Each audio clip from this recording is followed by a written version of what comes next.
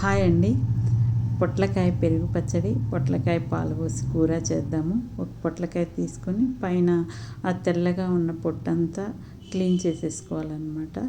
చక్కగా 2-3 సార్లు కడిగేసి మనము కట్ చేసేటప్పుడు ఇలా మధ్యకి కట్ చేస్తే మనము విత్తనాలు, ముదురుకాయ అయితే విత్తనాలు ఉంటాయి, లేదంటే ఇలా తెల్లగా పొట్టులా ఉంటుంది, తీసేసి సన్నగా ముక్కలు కట్ చేసుకోవాలి. లేతగా ఉంటే మీకు చాలా టేస్ట్గా ఉంటుంది కూర కూడా. ఇప్పుడు సగము పచ్చడి సగం కూర చేద్దాం. స్టవ్ మీద ప్యాన్ పెట్టుకొని 1 టేబుల్ స్పూన్ ఆయిల్ వేసి, 1/2 టీ స్పూన్ ధనియాలు వేసి, ఒక 10-12 పచ్చిమిరపకాయలు వేసేసి, కారం ఎక్కువ ఉంటే తగ్గించుకోండి పచ్చిమిరపకాయలు, ఇవి కారం లేవు అందుకోసం. అలాగే తరిగి పెట్టుకున్న పొట్లకాయ ముక్కలు కూడా వేసేయండి. 2 కలిపి వేగితేనే మీకు టేస్ట్గా ఉంటుంది. పచ్చిమిరపకాయలు, పొట్లకాయ ముక్కలు 2 కలిపి మూత పెట్టుకుంటూ మెత్తబడేదాకా వేయించుకోవాలి. మీరు స్టవ్ సిమ్లో పెట్టుకొని అడుగంటకుండా తిప్పుతూ ఉంటే చక్కగా వేగిపోతాయి. అలా 2 కలిపి వేగుతుంటే మీకు మంచి స్మెల్ కూడా వస్తూ ఆ పచ్చడి టేస్ట్గా ఉంటుందన్నమాట.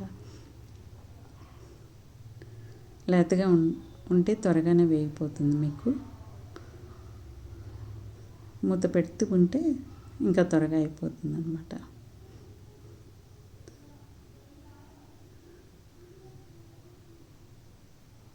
వేగిపోయినాయి కదా. ఇప్పుడు మనం ఒక చిన్న నిమ్మకాయ సైజు అంతా చింతపండుని కడిగేసి పెట్టేసి చల్లారిన తర్వాత మనము మిక్సీ చేసుకోవాలన్నమాట.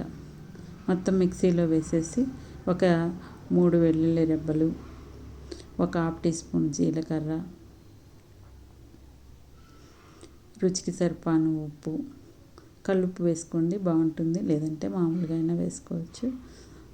మెత్తగా గ్రైండ్ చేసేయండి. ఆ తర్వాత ఒక గిన్నెలోకి తీసుకొని ఈ పచ్చడిని 2 టేబుల్ స్పూన్ల పెరుగు, మంచిగా గట్టిగా ఉన్న పెరుగు కొంచెం మేగడతో తీసుకొని వేసి పచ్చడంతా పెరుగుతో కలిసిపోయేలాగా కలిపి పక్కన పెట్టుకొని, ఇందాక గిన్నెలోనే మనము తాలింపు చేసేసుకుంటే సరిపోతుంది. మనం పొట్లకాయలు వేయించుకున్న గిన్నెలోనే 1 టేబుల్ స్పూన్ ఆయిల్ వేసి, ఆవాలు, జీలకర్ర, పచ్చెనపప్పు 1/2 టీ స్పూన్ చొప్పున తీసుకొని, ఒక ఎండుమిర్చి, అలాగే ఒక రెబ్బ కరివేపాకు కొని తాలింపుని ఎర్రగా వేయించి మనము పచ్చడిలోకి వేసేసుకోవాలన్నమాట. మీకు చాలా టేస్ట్గా ఉంటుంది పచ్చడి. అలాగే స్టవ్ మీద ప్యాన్ పెట్టుకొని 2 టేబుల్ స్పూన్ల ఆయిల్ వేసి, ఆవాలు, జీలకర్ర, పచ్చెనపప్పు, తాలింపు దినుసులు వేసాక ఒక ఎండుమిర్చి వేసి, ఒక మీడియం సైజు ఉల్లిపాయని చక్కగా కట్ చేసి సన్నగా, 2 పచ్చిమిరపకాయలను కూడా కట్ చేసి వేసేసి, ఒక రెబ్బ కరివేపాకు, రుచికి సరిపాను ఉప్పు, కొద్దిగా పసుపు వేసి, ఉల్లిపాయ ముక్కలు కొంచెం మెత్తబడేదాకా వేగినాక మనం కట్ చేసి పెట్టుకున్నాం కదా పొట్లకాయ ముక్కలు, అవి వేసేయాలన్నమాట. అవి వేసేసి మనము మూత పెడితే త్వరగా మగ్గిపోతాయి మీకు. లేతగానే ఉంది కదా పొట్లకాయ, ఈజీగానే మగ్గిపోతుంది. మనం లేదంటే ఉప్పు వేసి పిసికి ముక్కల్ని పర్సర్ తీసేసి కూడా వేయించుకోవచ్చు, అలా కూడా చేసుకోవచ్చు. ఇప్పుడు వేగిపోయింది కదా, మనకి సరిపాను కారం వేసుకోవాలి తినేదాన్ని బట్టి. కారం వేసాక పచ్చివాసన పోయిన తర్వాత మనము పాలు పోసుకోవాలన్నమాట.